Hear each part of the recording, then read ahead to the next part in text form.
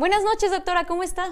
Pues aquí muy bien, escuchando estas notas que, realmente van a tener un impacto muy fuerte. Hay algunos de los puntos que se han mencionado que, me parecen fundamentales, más allá del contexto de lo que ahorita urge atender, el tema de la CURP. Mira, en México no tenemos un documento de identidad única universal, y eso, en términos de la necesidad de saber quiénes vivimos en este país, es fundamental. Se ha querido avanzar, es todo un tema, y yo creo que algún día hay que tocarlo para poderle dar también un contexto, pero me parece fundamental que se avance. Y yo quiero justo vincular lo que ha estado pasando en el país y en el mundo esta última semana con un tema que seguramente a todo mundo le va a hacer así, y es la incertidumbre. La incertidumbre como esa emoción, esa sensación, esa actitud en la cual estamos en este momento viviéndola de una manera importante. Y lo quiero vincular con el hecho, fíjate que la semana pasada se cumplió el inicio, formalmente, de lo que fue la pandemia, porque el 13 de marzo Donald Trump, el personaje ya, ahora sí que el conocido ya de todos, cerró el espacio aéreo estadounidense, y con eso de facto se inició ya, una hecatombe en el sentido de que no había movilidad, las personas ya no podían transitar, de que se tenían que regresar a sus países quienes estaban fuera.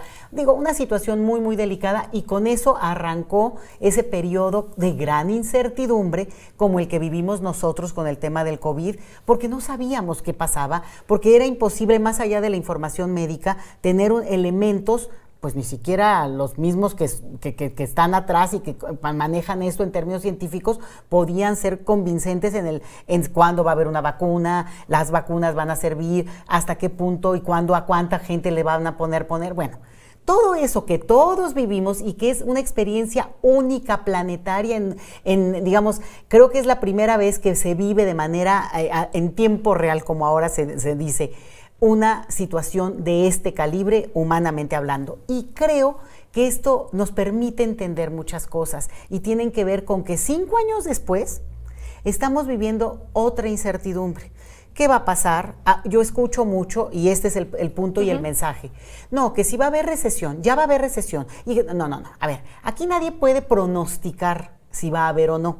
Son elementos económicos que se conjugan y que no están ahí dados ya como una cuestión que implique sí, no son un que hecho lo va a haber. Como tal. Exacto. Y por tanto, hay que tener precaución, sobre todo porque este manejo es, y por eso hablé de lo del COVID, porque si algo generó incertidumbre, angustia, desolación, miedo, fue el manejo mediático y el manejo también primero el abuso que desde los medios de comunicación se hizo de manera, dirigida para generar esta incertidumbre, esta angustia. Miedo incluso. No, obviamente, ¿no? Pero eso, que lo están queriendo reproducir ahora, hay que decirlo y decirle a la gente, a ver, hay una situación económica mundial, efectivamente, hay un presidente, sí, pero aquí hay un punto en el cual hay otra serie de elementos, también de carácter económico, que escapan de las manos de cada uno de nosotros, que valdría la pena que lo ponga ahí como una experiencia en contraste y decir, si estuvimos en una emergencia como médica, sanitaria, como esa pandemia, esto resulta que tiene otras lecturas y tiene otras coordenadas, y así me gustaría mandarlo como un mensaje, porque si no, el boca a boca es muy fuerte y va a haber recesión, y entonces, no, nadie puede adelantarse, nadie debe adelantarse. Y como hay mucha incertidumbre, miedo, preocupación en muchas partes, te digo, a veces uno dice, es que los dólares, pues tú ni dólares tienes, entonces, ¿de qué me preocupa? No, pero el punto que sí es importante acá es conectarlo con otras estrategias que se están llevando a cabo en otros países. Y déjame ir cerrando con esto, que claro, es bien bonito. Y es que hay países donde, esto lo vi en Suecia, lo que le están recetando a la gente frente a la incertidumbre, el miedo, la preocupación, es ir a museos. Y entonces la receta es, pero así, receta firmadita. A ver, vaya a un museo. Vaya a un museo. 3 museos. 3 museos esta semana y regresa la semana que entra para ver cómo sigue. Y tenemos una ciudad maravillosa para visitar museos. Tenemos la ciudad a la que convocamos a quienes vengan de fuera para que visiten esta ciudad y sus museos, pero que si cada uno se pone ahí a googlearle, a buscar qué museos podría visitar como receta médica, ¿no? Pero como una forma de decir, a ver, frente a un escenario que obviamente no podemos disminuir porque no y que no podemos controlar nosotros pero como no podemos individuos, controlar. además. A diferencia de una situación sanitaria en que además se adjudicaba el hecho de que si tú no te cuidas, si tú no procuras, si tú vas y ves a tus padres, entonces casi los podrías estar matando tú, ¿no? O sea, frente a ese escenario, creo que hay un clima y podríamos decir, respiremos y que oigamos a los expertos en economía, oigamos a quienes saben de esto, pero obviamente hay que ver, también hay que elegir que sí bien. Sepan. Sí, no, porque si la idea es otra vez utilizarnos, ojo, nos utilizaron para provocar esta sensación de incertidumbre, de angustia, de miedo, acompañado de una realidad que era en su momento la pandemia, y lo quieren replicar. Ahora sí que nos agarraron ya más expertitos y yo sí creo que tomemos la receta de, si no es el museo, bueno, a ver, ¿a cuántos lugares fue esta semana a conocer que no conocía de la Ciudad de México?